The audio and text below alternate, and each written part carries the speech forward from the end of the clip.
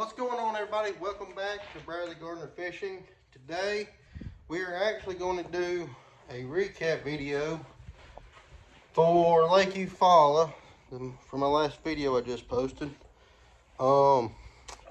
Bad news is I said that day 2 was coming out.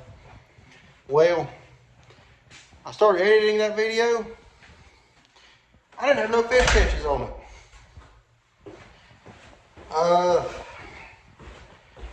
Probably because I didn't run the camera all day. That's my fault. But so there is no day 2 video. But we're about to jump in the boat. And I'll go over rod, reel, line, tackle, and how my week went on Lake Eufaula. So y'all stay tuned and let's get into it. Alright, Lake Eufaula. I got down there on Tuesday. Fished Tuesday, Wednesday, Thursday. Tournament started on Friday. Well, as of Tuesday, I caught a couple short fish, and I burned too much gas. I put in a Lake Point State Park, and I went from there all the way up to River Bend, and I fished everywhere in between. Had one bite, and that was it. And it was small, so I kind of wrote that off after Tuesday. Even though the water was all week was getting warmer and warmer and warmer. I think Tuesday when I got there and put in, it was like 60, 61. By Saturday when I left, it was 69, 70 degree range. I mean, it warmed up quite a bit last week, and it was a grind. I mean, it's a straight up grind of a fishing tournament. I mean, I've never seen Lake Eufaula that tough. I've had some bad days, but I've always been able to catch fish. But that whole week, I struggled to catch fish. I couldn't get on nothing for the tournament. So I had no clue. Like, Wednesday, I don't know, Wednesday was probably on all my practice days, I caught more fish on Wednesday. And I caught most of my fish on a jackhammer. A fire crawl jackhammer, because I found some muddy water, and I was throwing that in and around grass. And I believe I was getting bit by a fish that was pulled up, getting ready to go on bed, because a lot of them, their fins on the bottom side was red. Their bellies would be red, like they've been fanning out, getting ready to make a bed. But Thursday, I rode around, found some stuff I liked, but I never got any bites.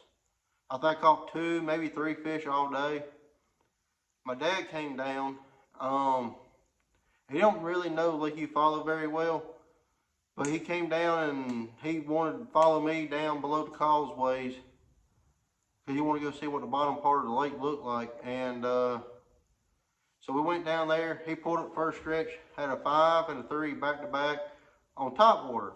And I fished top water all week and never had a bite. I threw a frog, a buzz bait, a pawpaw, a walking bait. I never got bit all week. There was 3 of us staying together. Me, my buddy Carl, and my buddy Tim. We stayed together all week until my dad got down there and I stayed with him. But all 3 of us never had a topwater bite. But he had that topwater bite on Thursday, and I just knew going into Friday, the first day of the tournament, and Saturday, I figured a topwater bite would just get better. And luckily it did. Because if you watch my video, on my day 1 video, 99% of the bass I caught came on a buzzbait. And now I did catch some fish on a few other things, but I ended up culling them out. So, but everything I weighed in came on this buzzbait, and I weighed one in, on a frog. Caught the frog fish out of a mat. Just some matted up grass. Came up there and ate it.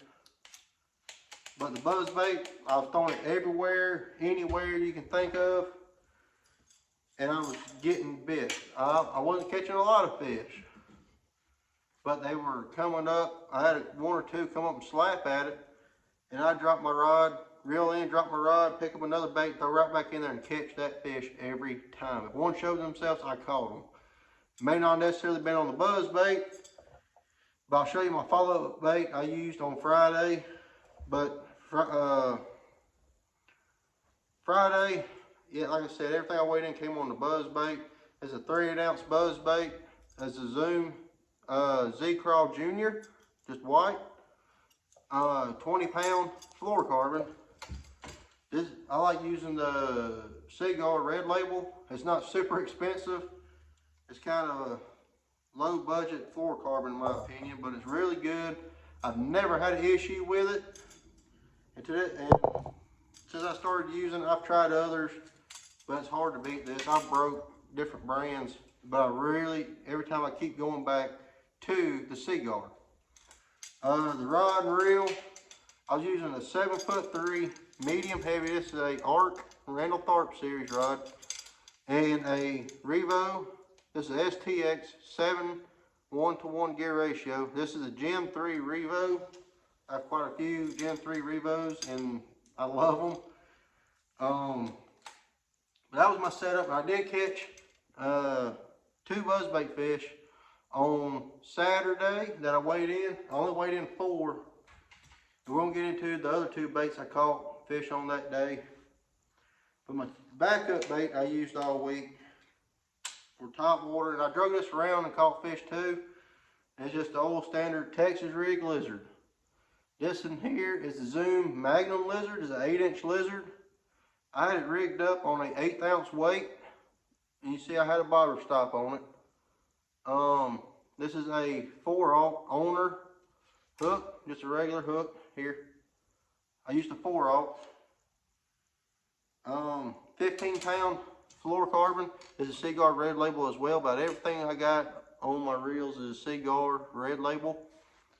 This is a 15-pound, and this is the same rod I threw the buzzbait on. It's a 7'3" medium heavy Randall Tharp series by ARC. This is a Daiwa Tatula SV. It's a 7-gear ratio, and I thought that was crucial because a lot of times these fish, especially the ones that came up and missed the buzzbait, I believe they were on bed. So I throw in there, and as soon as I see my line just barely start moving, I'd reel down as quick as I could, crack them, and put them in the boat. I believe having a 7-gear ratio reel really helped me in those scenarios. All right, another one. If you watched the very beginning of the video from day 1, you see I caught one pretty quick that wasn't a keeper. Now on Thursday I did catch a couple on it. And it's just a swim jig. Now this ain't the exact jig or trailer I used. I used the, let's see, I might have one laying right here. Here we go. This is the exact jig and trailer I used. This is Dirty Jigs, no jack swim jig, 3/8. You see a big hook in it. I was throwing this on 50-pound braid, 7'3" medium heavy rod. And I like the medium heavy rod over a heavy rod swimming this through grass because I like to shake the bait the whole time, and it brings it through the cover real nice. It gives it a good presentation, like more floating style, like it just floats. My trailer, Z-Crawl Junior, and I caught a few fish, not many on this, but this is the rod I used. It's a Abu Garcia Fanatista Premier. I think this is like a $300 rod, but I didn't pay that for it. So, but anyway, 50-pound braid. This is 7. Oh boy, what's the new gear ratios? 7:3-to-1. I about said 7:1-to-1, but it's 7:3-to-1 Revo Premier Gen 4. Now, this ain't the best reel when it comes to skipping, but when it comes to making a long cast with a light bait, whether it's a 1/4 ounce swim jig or just a small top water bait, this reel will freak in on a long chip. But that was my setup for the swim jig. I feel like I'm forgetting one. Oh, all right, two more. All right, the second day on Saturday, Friday afternoon, I had a buddy tell me he caught off a few fish on a Texas rig Cinco. But he was using a light wire hook, straighten hook out on a big one. He said probably 7-8 pounder, straighten hook out and lost her because he was throwing it on braid. So when he told me that, he was throwing like an 1/8 ounce weight, but this is the exact setup that he basically told me about. Just I went up to a bigger hook just in case I got that big bite. But this is 65 pound braid, an 1/8 ounce weight, a 4/0 trocar flipping hook,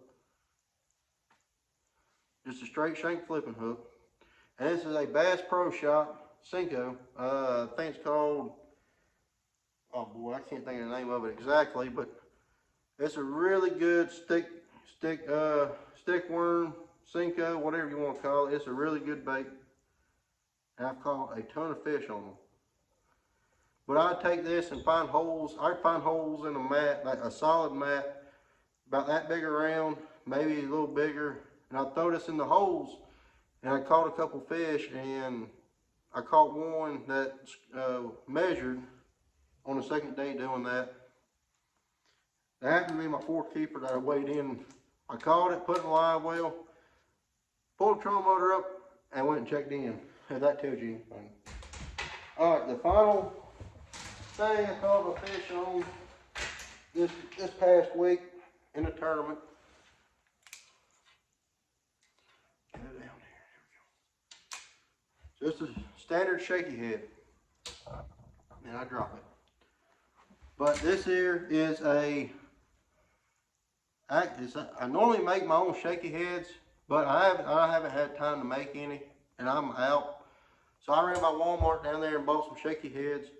This is the War Eagle. I actually really love a War Eagle shaky head if I have to go buy a shaky head.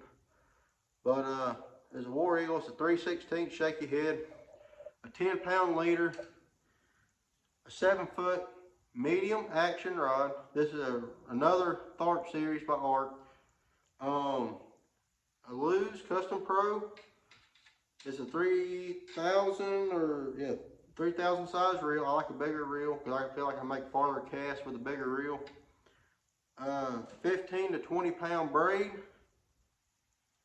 And the worm I was using is just a standard Zoom trick worm. Green pumpkin green, green pumpkin blue. Any variation of green pumpkin worm caught fish for me, and I dipped that much of the tail in chartreuse, and it seemed to work. But those are the baits I used for the 2 tournament days. The buzz bait was a big player over everything. That, the lizard, and the Cinco. I caught quite a bit of fish on those 3 baits. I figured, sure enough, after Friday weighing in 12.5 pounds, that I could go back out and do it, if not do better on Saturday. But man, there were so many boats. I mean, there was already 140 of us, and I swear about every boat ramp you looked at, there was parking lots packed out, tournaments going on everywhere across the lake. Every cove you pull into, there'd be 3 or 4 boats in, so you just had to get in line and fish. I mean, unless you went offshore and fished offshore. There wasn't a bunch of boats doing that, but I ended up being what won the tournament to do, fished offshore and caught 17 pounds a day and won the tournament. But I just want to say thank you to everybody who supported me this week.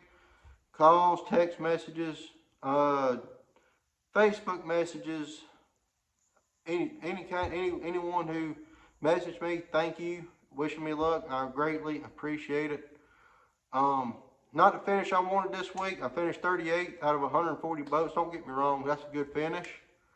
But we're going to have to tighten it up come Gunnersville and Lake Chickamauga, because we have to get up into the top 15 to try to qualify for the championship that is going to be on Kentucky Lake this fall. I believe that's going to be a really good tournament, but we got to get there first before we can worry about how to catch Kentucky Lake bass.